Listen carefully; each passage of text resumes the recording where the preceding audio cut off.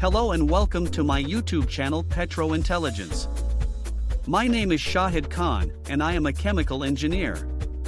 Today we will discuss surface condensers and the condensing steam turbine. More of the world's energy is consumed in surface condensers than for any other single use. Even at the very start of the Industrial Revolution, the father of the surface condenser, the barometric condenser, consumed huge amounts of heat. The central idea of our industrialized society is to have machines do the work formerly done by humans or animals.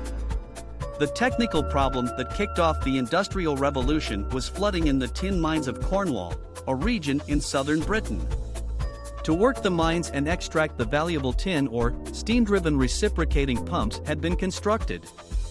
These plunger-type pumps were moved up and down by the famous beam engines, and these reciprocating engines were powered by steam, thanks to the efforts of Thomas Newcomen in 1712. The motive steam for these reciprocating engines was charged into a steam cylinder. The piston inside the cylinder was pushed up by the expanding steam. The piston then lifted the beam attached to the reciprocating pump. Cold water was admitted next and jetted into the steam cylinder. The cold water absorbed the latent heat content of the steam. The steam pressure inside the cylinder dropped, and the piston dropped. This pulled the beam down. It was the up and down movement of the beam that powered the reciprocating pump. The structures, beams, foundations, and bits and pieces of ancient machinery are scattered all across Cornwall. If you choose to explore the mining areas of Cornwall, be very careful as many of these shafts are hundreds of feet deep. There are numerous stories about people and livestock slipping into these disused shafts and being drowned in the accumulated water or simply falling to their deaths down the mine shafts. There was a big problem with the initial beam engine design. When the cold water was admitted into the steam cylinder, the water not only absorbed the latent heat of the condensing steam but also cooled the iron walls of the steam cylinder. Then when the next charge of steam was admitted to the cylinder from the boiler, a lot of the steam's heat was wasted in reheating the iron walls of the cylinder. Then again, an awful lot of cold water was wasted in cooling the metal of the steam cylinder each time the motive steam had to be condensed. All this wasted a tremendous amount of coal. Actually, only 1 to 2% of the energy of the coal was converted into useful work. Quite suddenly, the steam engine was revolutionized. Its efficiency was increased by a factor of 10. This was all due to the innovations of James Watt, who invented the external barometric condenser in the late 1760s. The second law of thermodynamics. Steam power was fully developed before the introduction of the science of thermodynamics.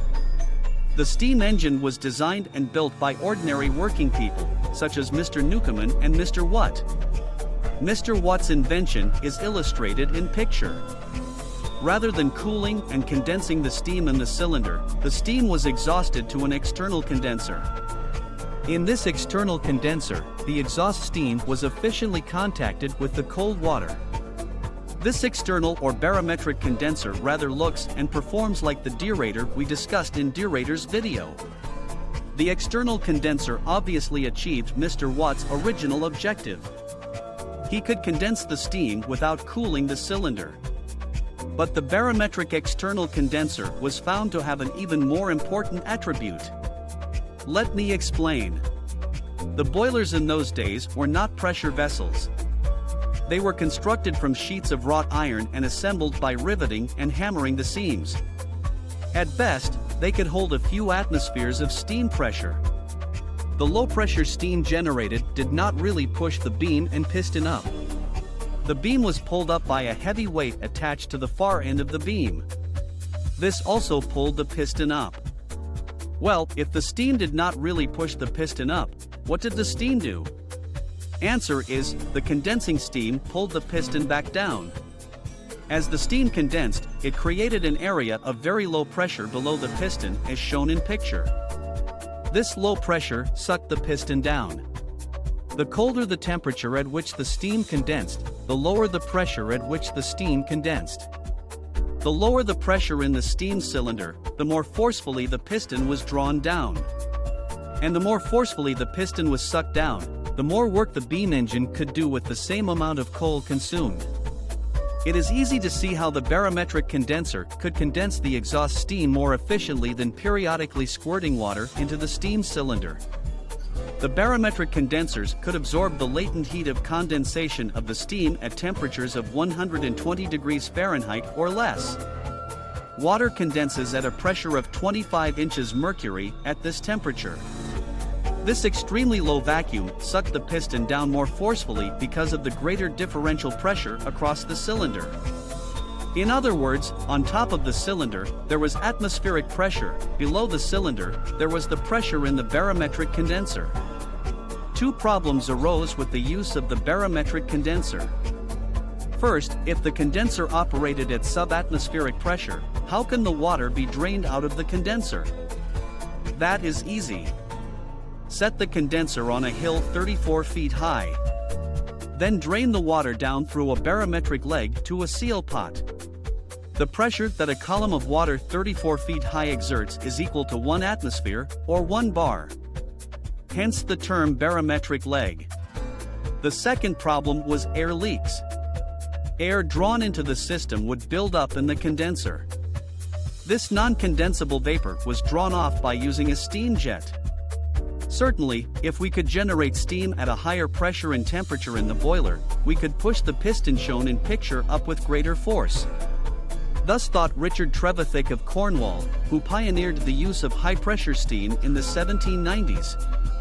And as the mechanical design of boilers has improved over the last 200 years, this has been done, and we certainly can now push up the beam with greater force. As a result, the amount of work that may be extracted from steam has more than doubled. But it was James Watt, working alone, repairing a model of a Newcomen engine, one who made the big leap forward in improving the efficiency of the steam engine. And what, dear gentlemen, does all this have to do with the second law of thermodynamics? This law states W equals delta H times T2 T1, where W equals amount of work that can be extracted from the mode of steam. Delta H equals enthalpy of the mode of steam minus the enthalpy of the condensed water. T2 equals temperature at which the steam is generated in the boiler. T1 equals temperature at which the steam is condensed in the barometric condenser. According, then, to the second law of thermodynamics, Mr. Watt lowered T1. But, of course, the professors who worked out these laws were just formalizing the discoveries that practical working people had made 100 years before their time, using common sense and craftsmanship. The surface condenser. There is another problem with the barometric condenser that did not become apparent at first. When the British Navy decided to convert from sail to steam, this problem was immediately obvious. While steam can be generated from seawater, it is far better to use fresh water, especially if one wishes to generate high-temperature, high-pressure steam. And as freshwater supplies are limited at sea, it would be great if the condensed steam could be recycled to the boilers. But the cooling water supply to the barometric condensers was naturally seawater, which mixed with the steam condensate. The solution is straightforward. Do not condense the steam by direct contact with cold water, as is done in the barometric condenser. Condense the steam by indirect contact with the cold surface of the tubes in a shell end tube condenser. Hence the name surface condenser, a sketch of which is shown in picture. Compare this picture with the surface condenser. Is there really much difference? Other than recovering clean steam condensate for reuse, there is no difference at all. I last used a barometric condenser on a sulfuric acid plant reactor feed gas boost blower, and it worked just fine. Using the second law of thermodynamics. The mode of steam supply to a condensing steam turbine such as that shown in picture is 360 degrees Fahrenheit and 150 psig saturated steam. The turbine is exhausting to a surface condenser. The cooling water to the condenser is 92 degrees Fahrenheit. The turbine is driving a centrifugal compressor. The calculated horsepower produced by the turbine is 10,000 brake horsepower. Your supervisor has told you that colder 62 degrees Fahrenheit well water is to be substituted for the 92 degrees Fahrenheit cooling tower water. Supervisor has given you the following additional information. The steam jets are oversized for the non-condensable flow, which consists of only a very few pounds of air in leakage. The motive steam flow to the turbine is not known but won't change. The pressure in the surface condenser is unknown and cannot be measured. The cooling water flow rate is not known but will not change either. The water will just be colder.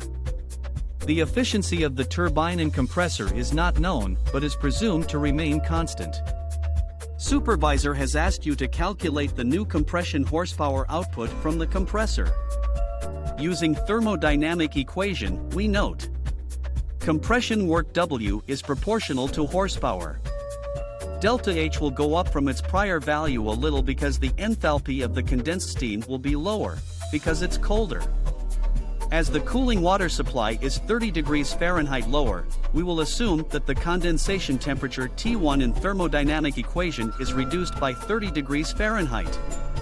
The enthalpy difference between 150 psig saturated steam at 360 degrees Fahrenheit and steam condensed under a good vacuum is roughly 1000 BTU per pound.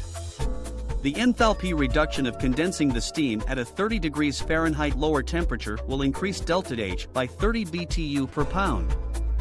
Delta H in thermodynamic equation thus increases by 3%. T2, the temperature of the motive steam, is always 360 degrees Fahrenheit. With 92 degrees Fahrenheit cooling water, we will assume that T1 is 120 degrees Fahrenheit. T2 minus T1, with 92 degrees Fahrenheit cooling water, is 360 degrees Fahrenheit minus 120 degrees Fahrenheit, equals 240 degrees Fahrenheit.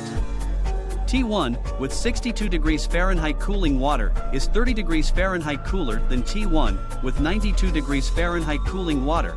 That is, the new T1 is 120 degrees Fahrenheit minus 30 degrees Fahrenheit, equals 90 degrees Fahrenheit. T2 minus T1, with 62 degrees Fahrenheit cooling water, is then 360 degrees Fahrenheit minus 90 degrees Fahrenheit, equals 270 degrees Fahrenheit.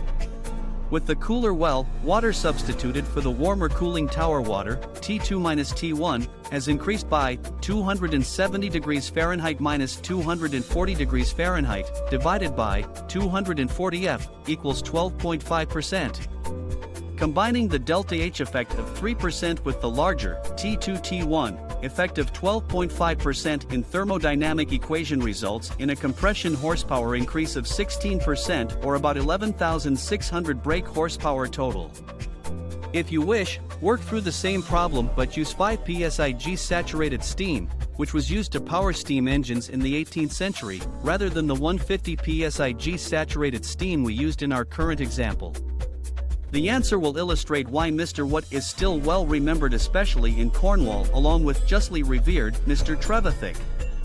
Imagine you are sitting in a meeting when the Vice President asks, should we use an aerial cooler or colder seawater to condense the power plant turbine exhaust steam? The Chief Engineer offers to run through the relative efficiency of the turbine for the two cases using his computer model and report back after lunch. You, the junior staff engineer, look up into space and after a few moments state, based on the second law of thermodynamics, I've calculated an enhanced efficiency of 16.1% for the cooler seawater case. I always add that extra decimal for dramatic effect. Surface condenser problems. In my lecture on steam turbines, we reviewed several problems pertaining to steam jet precondenser and intercondenser problems. The surface condensers, which serve condensing steam turbines, are subject to all the same problems and a lot more. A standard surface condenser package with an associated two-stage jet system is shown in picture. By way of summarizing many of the problems that occur with this sort of equipment, I will relate one engineer trials and tribulations with K805, an auxiliary combustion air blower at the refinery. The problem with this new air blower was that they could not bring the turbine speed above its natural harmonic critical speed. The critical speed of a turbine is stamped on the manufacturer's nameplate. turbines are typically run well above their critical speed. If, for some reason, a turbine is run close to its critical speed, it will experience uncontrolled vibrations and self-destruct. For a surface condenser to work properly, non-condensable vapors must be sucked out of the shell side. This is done with a two-stage jet system, as shown in picture. When he first commissioned the jets, they were unable to pull a good vacuum. Moreover, water periodically blew out of the atmospheric vent. He found, after considerable investigation, that the condensate drain line from the final condenser was plugged. He directed the maintenance crew to disassemble and clean the drain lines from both the final condenser, B, and the primary jet discharge condenser, A.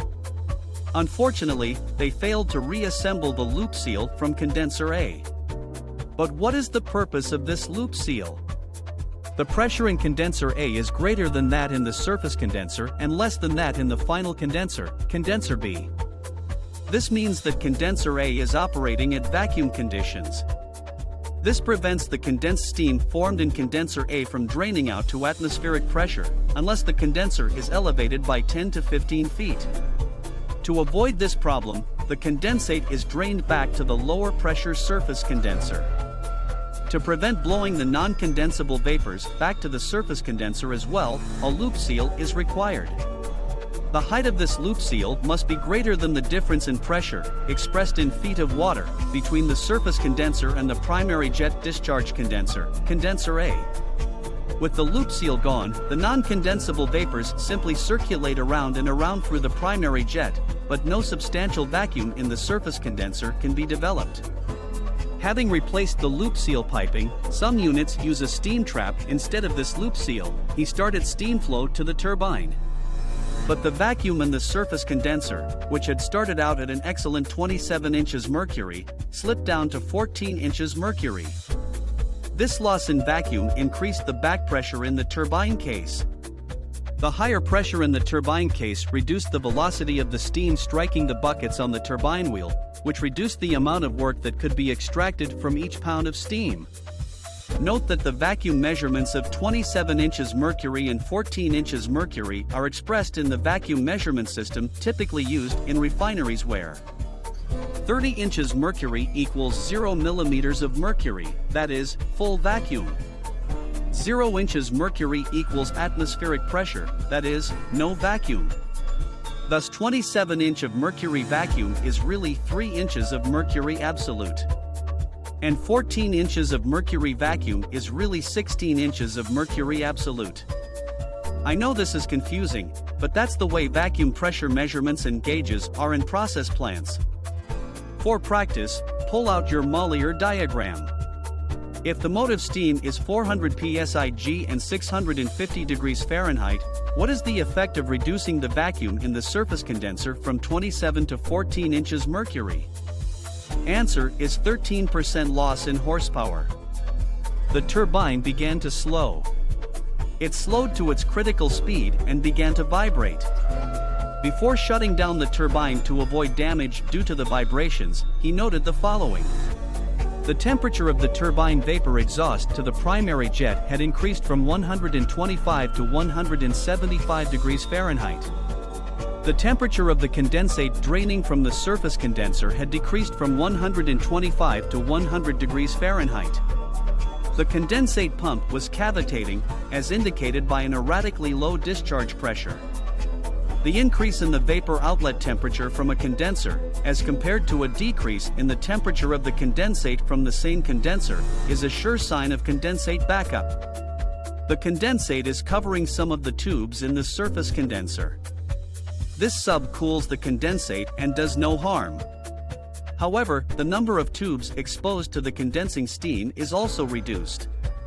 This forces the steam to condense at a higher temperature. In effect, the condensate backup has reduced the surface area of the condenser available to condense the steam. The higher the condensation temperature of the steam, the higher the condensation pressure of the steam. Just like the deaerator. Take a look at picture. It is the vapor outlet temperature of the surface condenser, rather than the condensate outlet temperature of the surface condenser, that determines the real condensing temperature and pressure of the exhaust steam. Condensate pumps serving surface condensers have a common problem. Their suction is under a vacuum. For example, let's assume the following for picture. The surface condenser pressure equals 27 inches mercury. The condensate water level in the boot is 11 feet above the suction of the pump. 1 inch of mercury, 1 inch mercury, is equal to a head of water of 1.1 feet. This is a good rule of thumb worth remembering. The pressure at the suction of the condensate pump is then 27 inches mercury minus 11 feet H2O times 1 inch mercury divided by 1.1 feet H2O equals 17 inches mercury. Often, centrifugal pumps develop seal leaks. If the suction of a centrifugal pump is under a vacuum, air will be drawn into the pump through the leaking seal. The pump's capacity will be severely reduced. To stop the suspected air leak, he sprayed water from a hose over the pump's seal. Now, instead of sucking air, the leaking seal drew in cold water. As a result, 1. The cavitation of the condensate pump stopped. 2. The high water level in the boot was pulled down. 3. The condensate outlet temperature increased. 4. The vapor, or non-condensable, outlet temperature decreased. 5. The vacuum in the surface condenser was restored. 6. And the turbine speed came back up, well above its critical speed. But not for long. After 15 minutes of operation, the turbine speed slipped back down. Once again, he had lost a lot of vacuum in the surface condenser. Once again, the vapor outlet temperature had dramatically increased. But this time, the condensate outlet temperature had also increased. What was his new problem? He now observed that the surface condenser cooling water outlet temperature had increased from 100 to 135 degrees Fahrenheit. This is a sign of loss of cooling water flow. As none of the other water coolers in the plant had been affected, he concluded that the cooling water inlet to his surface condenser was partly plugged. He had the front end plate on the cooling water side of the surface condenser, called the channel head cover, removed. Most of the tube inlets in the channel head tube sheet were plugged with crayfish. The offending wildlife were removed. The condenser was reassembled. The motive steam was started to the turbine. Both the turbine and the air blower were running well above critical speed. They lined the flow of combustion air up to the combustion chamber. Everything was finally going his way, except for one minor problem. The governor speed control valve, shown in picture, was 100% open. The plant's boiler house was not sending us the proper pressure steam. He was supposed to be getting 460 psig steam, but was only receiving 400 psig steam. This reduced the steam flow through the nozzles in the turbine steam chest by 15%. The operators at the power station assured me that the problem was temporary. The normal 460 psig steam pressure would be restored by morning. Ladies and gentlemen, it is not a good idea to run a turbine with the governor speed control valve wide open. Why? Because you no longer have any speed control. And the turbine speed is then free to wander. The rest of this story is pure philosophy. During the evening, operators decided to increase the combustion airflow from the blower or air compressor. This is done by opening the suction valve to the blower. Naturally, it requires more work to compress more air. But the turbine could not produce any more work or horsepower because the steam turbine's governor speed control valve was already 100% open. So, the turbine slowed down. And what was the only possible speed that it could slow down to? Why, the critical speed, of course. The turbine and blower began to vibrate.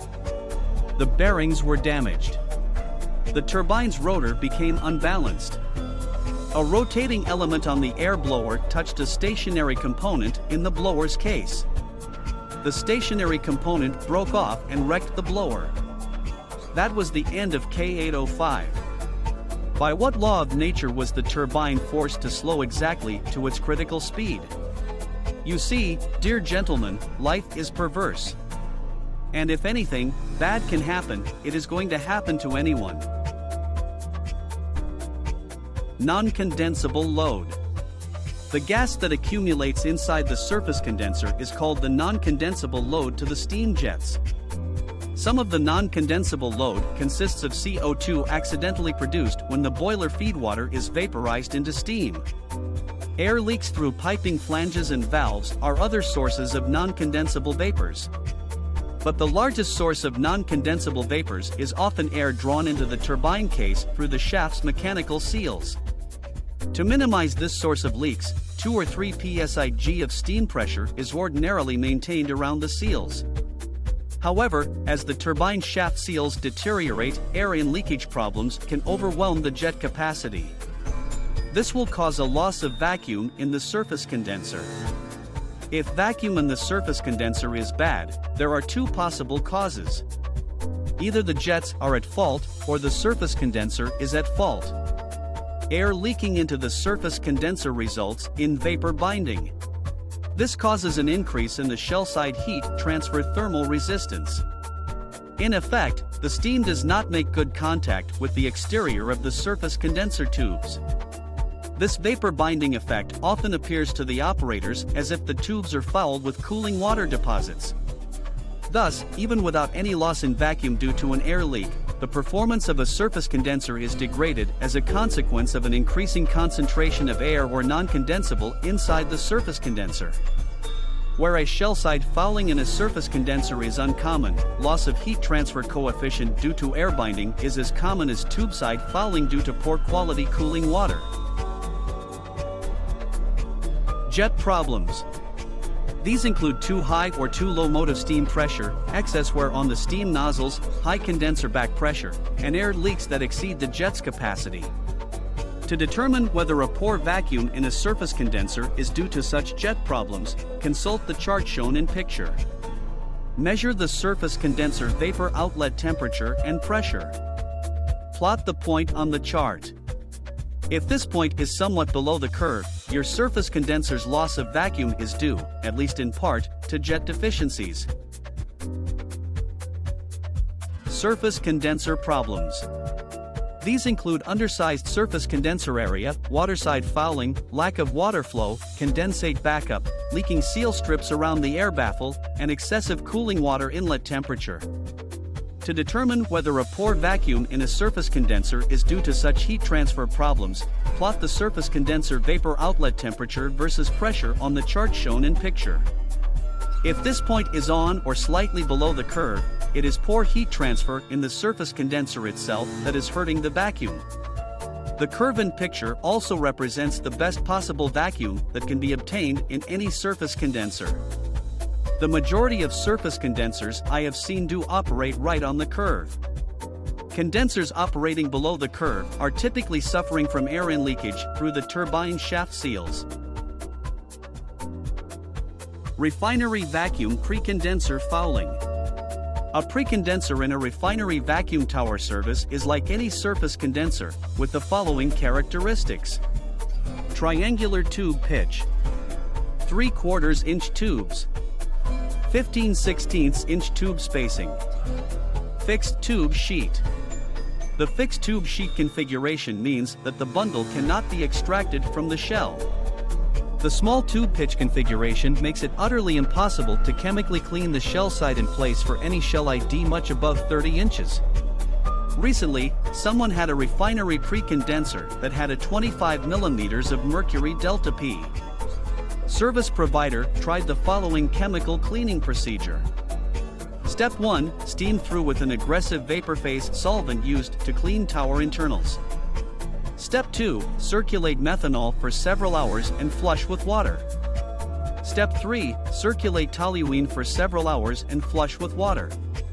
Step 4. Circulate HCl for several hours and flush with water. Step 5. Steam through. Afterward, delta P had dropped from 25 to 20 mm of mercury. Calculated clean delta P was 5 mm of mercury. Cost of the cleaning was $130,000. The client was not pleased with this result.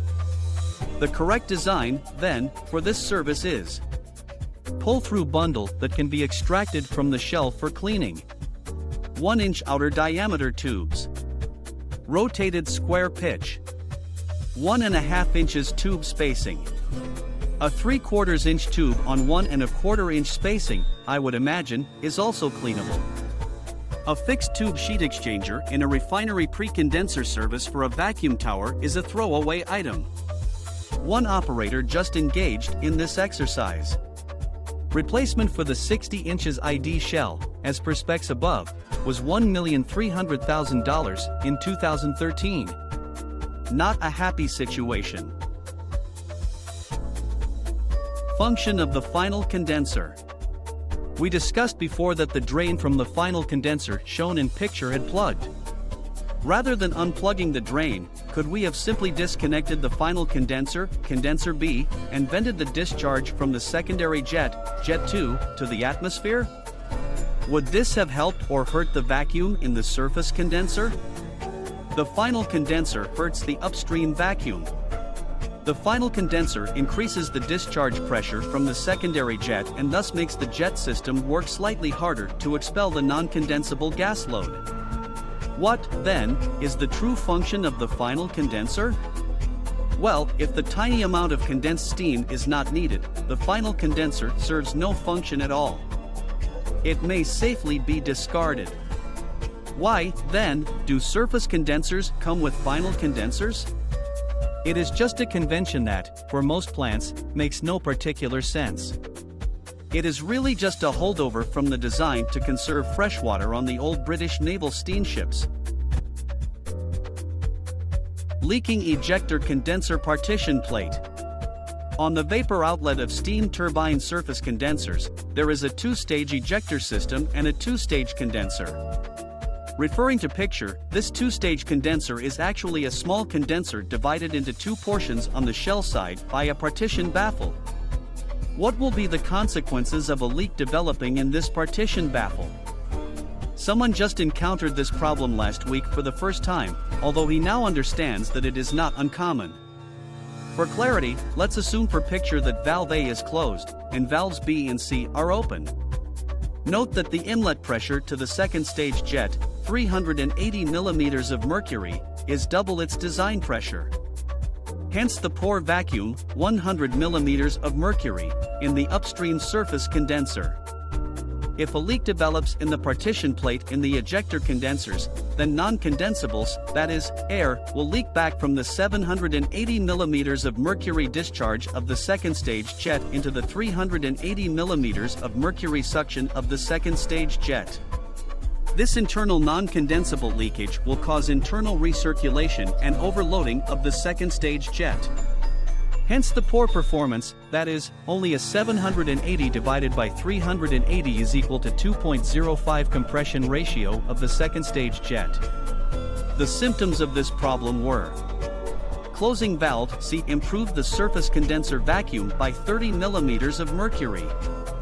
Closing valve C did not cause water to blow out of the atmospheric vent. With valve C open, the atmospheric vent was under a slight negative pressure. With valve C shut, the atmospheric vent began to blow out non-condensables, air, in an erratic manner. The solution to this problem was not to repair the defective ejector condenser. This had been done before, but without preventing a repeat failure. As I've explained in lecture, the final or second stage condenser serves no function. It's a design error. So, in this case, as shown in picture, valves B and C were shut and the local atmospheric vent valve A was opened. This allowed the second stage jet to discharge directly to the atmosphere.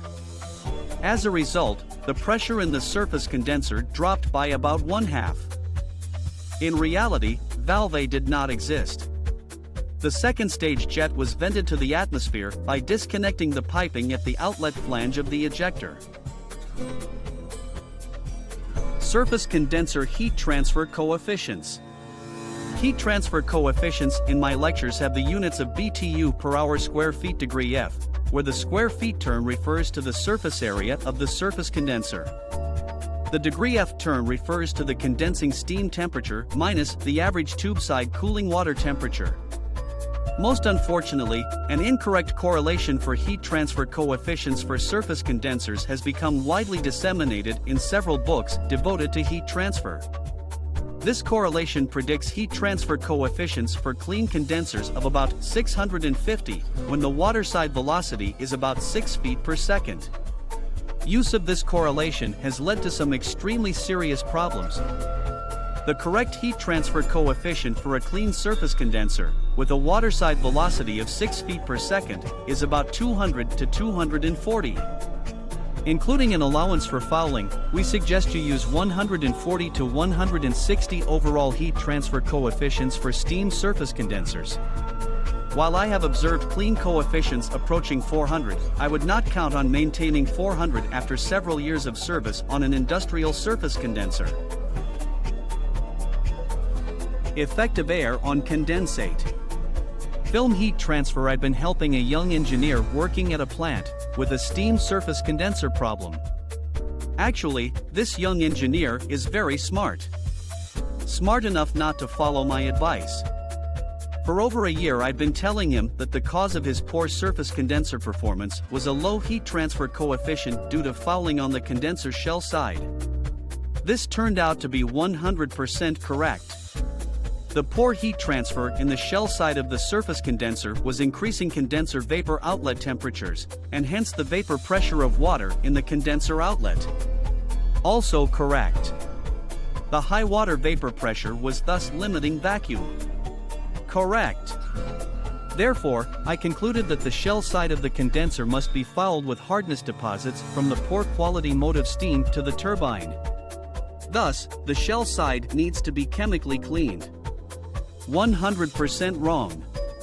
Recently, the condenser heat transfer coefficient was doubled just by improving the performance of the first stage ejector. This was done by improving condensate drainage from the lead interstage condenser on the discharge of the first stage ejector.